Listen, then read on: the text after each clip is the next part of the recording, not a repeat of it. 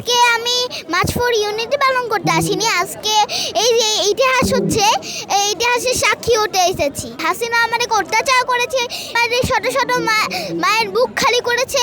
আমরা উঠে যখন দাঁড়িয়েছি তখন হাসিনা লেজ গুটিয়ে পালিয়েছে। তারপরে সে যে 2 দিন পর পর রেকর্ড ফাস্ট করে যে আমি চট করে বাংলাদেশে ঢুকে যাব, আমি চট করে বাংলাদেশে ঢুকে যাব। আমাদের সবার সামনে স্বৈরাচারকে ফাঁসি দিতে হবে। আমরা তো এই পৃথিবীর ভবিষ্যৎ, দুর্নীতিমুক্ত সুন্দর একটা বাংলাদেশ আমাদেরকে গিফট করা হোক। বৈষম্য বিরোধী ছাত্র আন্দোলনের ডাকা মার্চ 4 ইউনিটি পালন করতে আজ নিহাও চলে এসেছে কেন্দ্রীয় শহীদ মিনারে।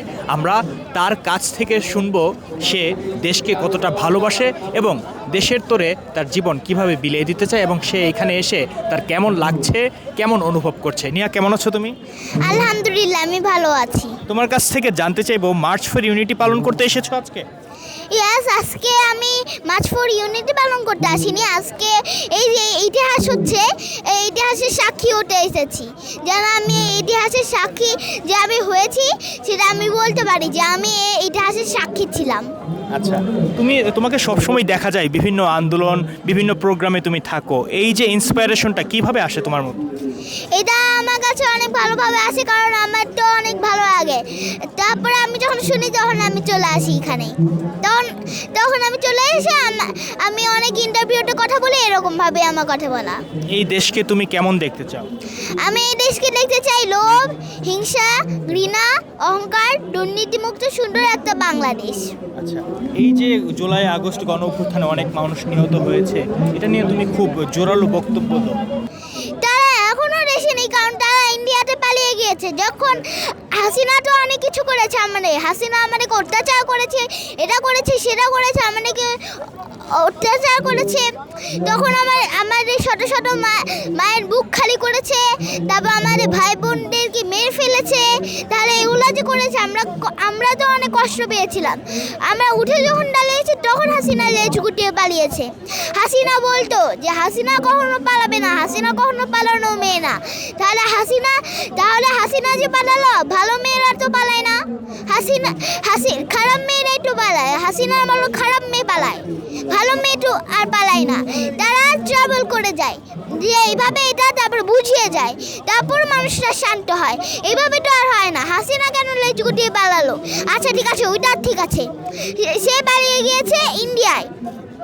তাই সে যে ইন্ডিয়ায় পালিয়ে গিয়েছে, সে তো চা বিক্রেতা মুদির সাথে পালিয়ে গিয়ে তারপরে বিয়ে করেছে।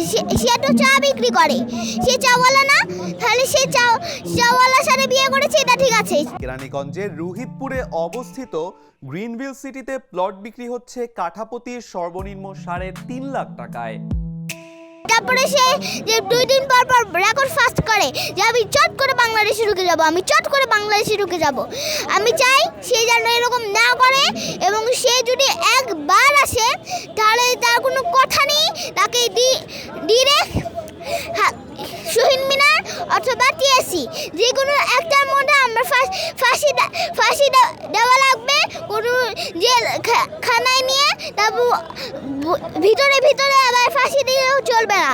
আমাদের সবার সামনে স্বৈরাচারকে ফাঁসি দিতে হবে। সে আমাদেরকে কষ্ট দিয়েছে, সে আমাদেরকে দুঃখ দিয়েছে, শত শত মায়ের বুক খালি করেছে, সে আমার ভাই বোনদেরকে মেরে ফেলেছে। তার মুখের উপরে আমরা থুতু ফেলবো এবং তার মুখের উপরে আমরা জুতা মারবো। আবার যদি কখনো মনে হয় কোনো আন্দোলন হচ্ছে, আবার কি তুমিও ঝাঁপিয়ে পড়বা? হ্যাঁ, এটা কারণ যেহেতু আমাদের এই যে দেশটা, এটা তো আমাদের সব, এটাই তো আমি এসেছি এখানেই তো হাসিনা আবার এটা করেছে। হাসিনা তো আমাদের অনেক কিছু করেছে। তারপরে হাসিনা যদি দাঁড়াতে হয় তাহলে আমরা দাঁড়াবো। যদি আমাদেরও তো একটা দায়িত্ব আছে। আমরা তো এই পৃথিবীর ভবিষ্যৎ ছাড়া তো এই ভবিষ্যৎ ছাড়া তো আর কিছু হয় না। আমরাই তো এই পৃথিবীর ভবিষ্যৎ। আচ্ছা, তোমার কাছে জানতে চাইবো, এই যে তুমি সবসময় আসো এখানে, তোমার বাবা মা তোমাকে কিভাবে ইন্সপায়ার করে? এখানে আমার বাবা আমি ইন্সপায়ার করে না, এখানে আমি আসি।